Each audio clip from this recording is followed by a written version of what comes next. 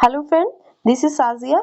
तो ये हमारी नेक्स्ट क्लास है अनेक शब्दों की एक शब्द की। हम अब तक 150 क्वेश्चन कर चुके हैं। अब 151 क्वेश्चन से आगे बढ़ेंगे, ठीक है, ताकि आर के लिए जितने भी क्वेश्चन पूछे गए हैं वो सभी कवर कर हो जाएं आपके एग्जाम के लिए।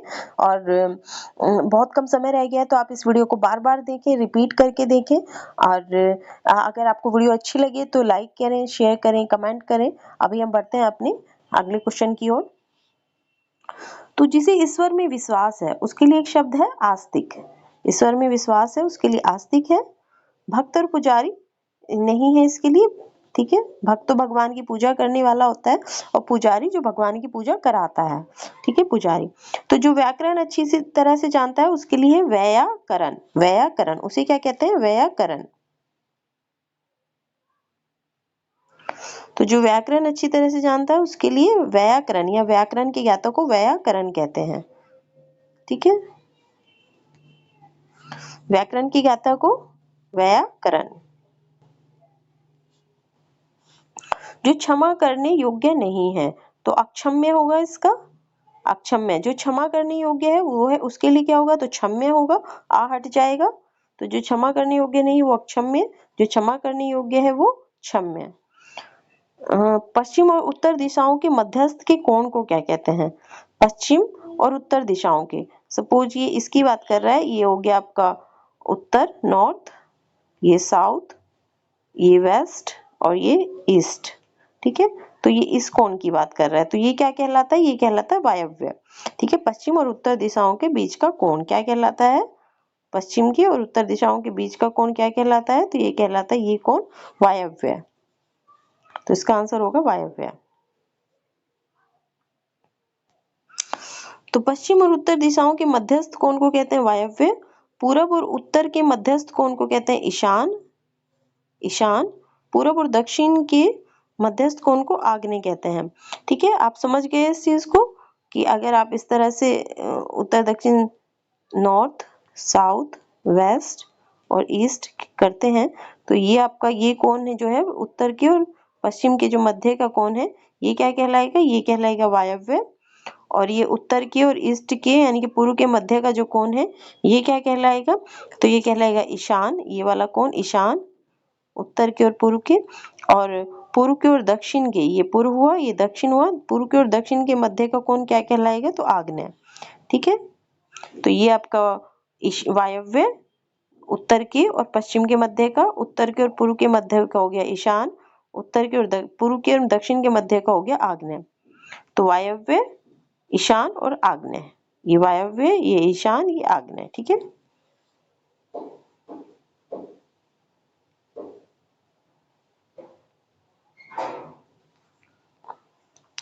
ऐसी जीविका जिसका कुछ ठिकाना ना हो तो वो क्या कहलाती है? आकाश वृत्ति। कि भाई अब तो आकाश से ही कुछ आएगा, ठीक है ना, क्योंकि कोई ठिकाना इसका है नहीं। तो ऐसी जीविका जिसका कोई ठीक ठिकाना ना हो तो वो आकाश वृत्ति। आकाश में फूल खिलने की असंभव बात को क्या कहते हैं? आकाश कुसुम। आकाश में फूल खिलने की असंभव बात को आकाश कुसुम। अनिश्चित जीविका वही है कि आकाश वृत्ति जिसका कोई ठिकाना नहीं है। तो अनिश्चित जीविका के लिए आकाश वृत्ति है। थोड़े अंश में की गई सेवा के लिए आंशिक सेवा। थोड़े समय के लिए की गई सेवा अस्थायी सेवा। आधा रोजगार को अर्ध रोजगार कहते हैं। जिस पर हमला ना किया गया हो तो अनाक्रांत कहलाता है, ठीक है। जिस पर हमला ना किया गया हो, और जिस पर हमला किया गया हो वो क्या कहलाता है? तो आक्रांत। आक्रांत, ठीक है, वो कहलाता है आक्रांत। और जिस पर हमला ना किया गया हो वो अनाक्रांत। और जो हमला या आक्रमण करता है उसे कहते हैं आक्रांता। आक्रांता जो हमला या आक्रमण करता है, ठीक है। जिस पर आक्रमण हो तो वो आक्रांत, मैं पहले ही बता चुकी हूँ। जिस पर आक्रमण हो वो आक्रांत। आक्रांता जो आक्रमण करने वाला होता है वो, जिसे जीता ना जा सके वो अजय, जिस पर मुकदमा चलाया गया उसे अभियुक्त कहते हैं, ठीक है। बहुत मंद गति से कार्य करता हो तो उसे मंथर कहते हैं, ठीक है। बहुत मंद गति से जो कार्य करता हो उसे मंथर कहते हैं, ठीक है। और बहुत मंद गति से कार्य करने वाले को मंथर। हर काम में बहुत देर लगाने वाला दीर्घसूत्री, ठीक है। हर काम में बहुत देर लगाता है तो क्या कहलाएगा? दीर्घसूत्री। शीघ्र को क्या कहते हैं? शीघ्र को तो सत्वर, सत्वर कहते हैं शीघ्र को। 17 अक्षरों के वर्णवर्त का नाम क्या होता है? मदक्रांता, मंदाक्रांता। ठीक है, तो बहुत मंद गति से कार्य करता हो मंथर, बहुत हर काम में बहुत देर लगाता हो तो दीर्घसूत्री। शीघ्र को का जो पर्यायवाची है वो है सत्वर, शीघ्र। यानी कि अगर हम कहें कि शीघ्र करो तो हम इसे इस तरह से भी कह सकते हैं, सत्वर करो। ठीक है, शीघ्र को सत्वर कहते हैं। और 17 अक्षरों के वर्ण वृत्त का नाम क्या होता है? मंदाक्रांता। 17 अक्षरों के वर्ण वृत्त का नाम मंदाक्रांता। उचित अनुचित का ज्ञान रखने वाले को क्या कहते हैं? तो विवेकी, यानी कि इसके पास विवेक है, इसे पता है कि क्या बात उचित है और क्या बात अनुचित है। पुराण और उपनिषद शास्त्र का ज्ञान रखता है उसे ज्ञानी, जो आगे की सोचता है उसे दूरदर्शी, जो चालाक है उसे चतुर कहते हैं। और पुराण उपनिषद शास्त्र का ज्ञाता उसे ज्ञानी कहते हैं। जो अपने कर्तव्य का निश्चय न कर सके, किंग कर्तव्य विमूढ़ कहते हैं उसे, किंग कर्तव्य विमूढ़। ठीक है, जो अपने कर्तव्य का निश्चय ना कर सके उसे क्या कहते हैं? किंग कर्तव्य का, या जिसे अपने कर्तव्य का ज्ञान ना रहा हो उसे क्या कहते हैं? किंग कर्तव्य विमूढ़, किंग कर्तव्य विमूढ़। जो द्वंद्व में हो उसे द्वंद्वग्रस्त, द्वंद्वग्रस्त। फ्रेंड्स, इसकी वर्तनी भी देखनी है। देखिए, द्वंद्व में जो पहला द है उस पे भी वायु आधा वायु यूज हुआ है, फिर आधा न, और फिर दा पे फिर से आधा वायु यूज हुआ है। तो द्वंद्व में दोनों तरफ वायु यूज होता है, तो द्वंद्वग्रस्त। ठीक है, तो जो द्वंद्व में हो वो द्वंद्वग्रस्त, जो भ्रम में हो उसे भ्रमित, जो द्विधा में हो उसे द्विधाग्रस्त। जो कवि तत्काल रचना करता हो वो आशु कवि कहलाता है। कवियों में श्रेष्ठ को कविराज की उपाधि दी जाती है। कवियों में महान को महाकवि कहते हैं। कवियों का जो ईश होता है वो कहलाता है कवीश। कवि और ईश से मिलके बना है कवीश। ईश मतलब ईश्वर, तो कवियों का ईश ईश्वर कहलाता है कवीश। अव्यक्त, जिसे कहा ना जा सके, जिसे व्यक्त ना किया जा सके, तो वो क्या होगा? अव्यक्त। ठीक है, और जिसे व्यक्त किया जा सके वो व्यक्त। तो अव्यक्त के लिए एक शब्द है जिसे व्यक्त ना किया जा सके। ठीक है, जो बोल नहीं सकता वो मूक होता है। जो वचन या वाणी द्वारा कहा जा सके वो कथनीय होता है। जो वचन या वाणी द्वारा ना कहा जा सके वो अकथनीय होता है, या जिसके बारे में कुछ ना कहा जा सके। जिसके हाथ में शूल हो वो शूलपाणी कहलाता है। जिसके हाथ में चक्र हो चक्रपाणी कहलाता है। जिसके हाथ में वज्र हो वज्रपाणी कहलाता है। ठीक है, पाणी मतलब हाथ। ठीक है, तो चक्रपाणी, वज्रपाणी, शूलपाणी, जिसके हाथ में शूल हो वो शूलपाणी। सबको समान भाव से देखने वाले के लिए उपयुक्त शब्द है समदर्शी, समानदर्शी, यानी कि सबको समान भाव से देखने वाले के लिए उपयुक्त शब्द है समदर्शी। जिसने बहुत कुछ देख लिया उसे बहुदर्शी, जो देखने में प्रिय लगता हो प्रियदर्शी, वर्तमान और भविष्य को देखने वाला त्रिकालदर्शी।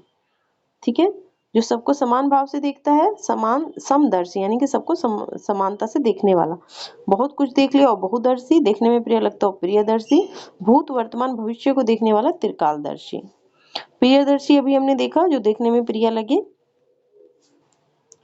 जो भेदा या तोड़ा ना जा सके वो अभेद्य, जैसे किले होते थे, भेदा या तोड़ा ना जा सके भेद। जिसे कठिनाई से जाना जा सके तो दुर्ज्ञेय, ज्ञा मतलब ज्ञान, तो दुर्ज्ञेय। ठीक है, जिसे कठिनाई से जाना जा सके, जिसके बारे में कठिनाई से ज्ञान लिया जा सके, तो दुर्ज्ञेय। वह मार्ग जिस पर चलना कठिन हो दुर्गम, गम मतलब मार्ग या गमन करना, तो दुर्गम, दुर मतलब कठिन। जो संभव ना हो वह असंभव। प्रिय वचन बोलने वाली स्त्री को प्रियमवदा, प्रियमवदा। ठीक है, प्रिय वचन बोलने वाली स्त्री के लिए प्रियमवदा। प्रेमिका के लिए प्रेयसी, जो मधुर बोलता है मधुर भाषी। जो प्राणों के लिए प्यारी हो वो प्राण प्रिया। जिसके पार ना देखा जा सके वो अपारदर्शी, जिसके पार देखा जा सके वो पारदर्शी। त्रिकालदर्शी, जो भूत भविष्य और वर्तमान को देख सके वो त्रिकालदर्शी। समदर्शी, जो सबको समान दृष्टि से देखता हो। पारदर्शी, यानी कि जिसके आर पार देखा जा सके।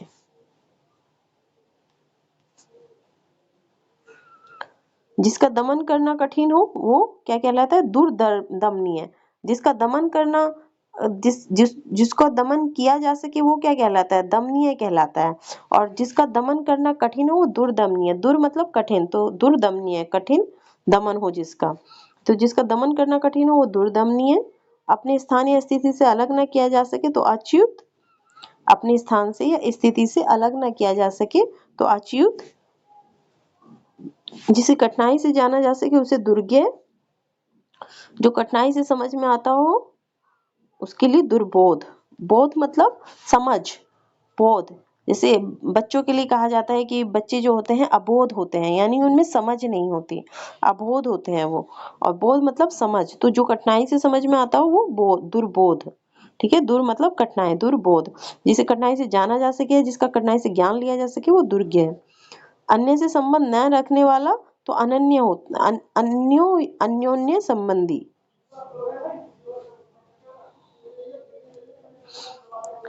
अन्य से संबंध न रखने वाला अन्योन्य संबंधी कहलाता है। तो अन्य से संबंध न रखने वाला अन्योन्य संबंधी, यानी कि अन्योन्य संबंधी। किसी और स्थान पर के लिए एक शब्द क्या है? तो किसी और स्थान पर के लिए एक शब्द है अन्यत्र। अन्य से संबंध न रखने वाले के लिए अन्योन्य संबंधी। किसी और स्थान के लिए एक शब्द है अन्यत्र। जिस जैसा कोई अन्य ना हो वो अनन्य। अनन्य, जैसे किसी कोई इतना खूबसूरत हो कि उसकी तारीफ करनी हो तो कहा जाए कि इनके जैसा कोई नहीं है, तो ये इन्हीं के लिए कहेंगे अनन्य। एक दूसरे पर आश्रित होना अन्योन्याश्रित। एक दूसरे पर आश्रित होना क्या कहलाता है? अन्योन्याश्रित, एक दूसरे पर। ठीक है, और अन्य से संबंध न रखने वाला अन्योन्य संबंधी, अन्योन्य संबंधी। जिसे जानने की इच्छा है, तो मैंने पहले ही बताया था, जानने की इच्छा जिज्ञासा होती है। जानने की इच्छा रखने वाला जिज्ञासु। ज्ञान को अर्जन करने की इच्छा वाला तो ज्ञानार्थी। किसी पर विजय पाने की इच्छा रखने वाला जिगीषु। किसी पर विजय पाने की इच्छा क्या कहलाती है? जिगीसा। और ऐसी इच्छा रखने वाला, किसी पर विजय पाने की इच्छा रखने वाला क्या कहलाता है? जिगीषु। अधिक समय तक जीवित रहने की इच्छुक जिजुविषु। जिजुविषु, अधिक समय तक जीवित रहने का इच्छुक क्या कहलाता है? जिजीविषु। और अधिक समय तक जीवित रहने की इच्छा क्या कहलाती है? जिजीविषा। जिजीविषा। सिर्फ आ और उ का फर्क है। अगर केवल इच्छा की बात आएगी, व्यक्ति के संदर्भ में नहीं है, भाव के संदर्भ में है, तो वो आ यूज होगा। जैसे जीने की इच्छा रखने वाला जिजीविषा। और जीने की, और व्यक्ति के संदर्भ में होगी कि जीने की इच्छा रखने वाला व्यक्ति क्या कहलाएगा? तो जिजुविषु।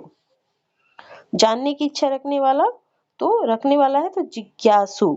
और यहीं पे होता है जानने की इच्छा। अगर जानने की इच्छा रखने वाला नहीं होता, अगर इसमें ये वर्ड केवल जानने की इच्छा होता तो इसका आंसर होता सी, जिज्ञासा। ठीक है, तो जानने की इच्छा रखने वाला जिज्ञासु, जीने की प्रबल इच्छा जिजीविषा, कुछ जानने या ज्ञान प्राप्त करने की इच्छा जिज्ञासा, किसी पर विजय प्राप्त करने की इच्छा जिगीसा।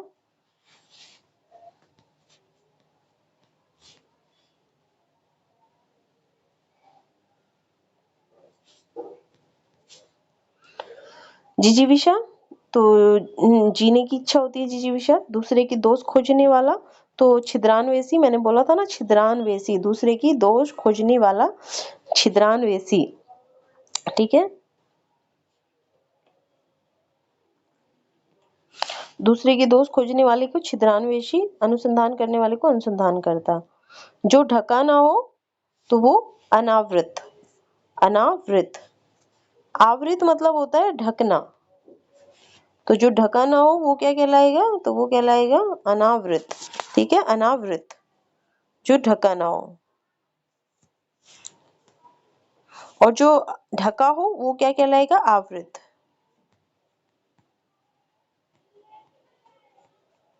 आवृत, जो ढका हो वो आवृत, और जो ढका ना हो वो अनावृत।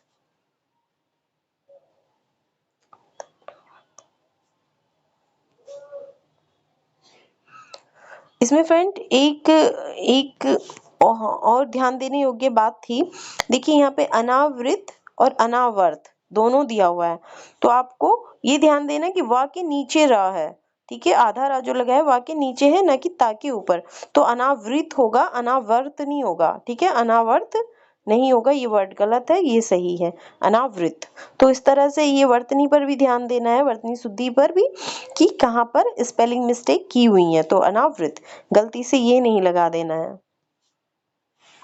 तो जो ढका ना हो उसके लिए अनावृत, जो दोहराया ना गया हो, देखिए यहाँ पे जो दोहराया ना गया हो, जो दोहराया ना गया उसके लिए अनावृत है, अनावर्त, अनावर्त, ठीक है। अब जो ढका ना हो उसके लिए अनावृत, वृत, अनावृत,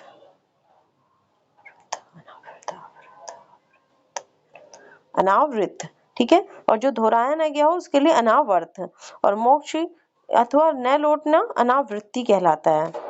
मोक्ष जिसको मिल गया और जो अब नहीं लौटेगा, कभी नहीं लौटेगा, वो क्या कहलाता है? अनावृत्ति, अनावृत्ति। मोक्ष अथवा न लौटना क्या कहलाता है? अनावृत्ति। अनावृष्टि वर्षा का न होना अथवा सूखे को कहते हैं, ठीक है। कही हुई बात को बार बार कहना क्या कहलाता है? तो पुनरुक्ति।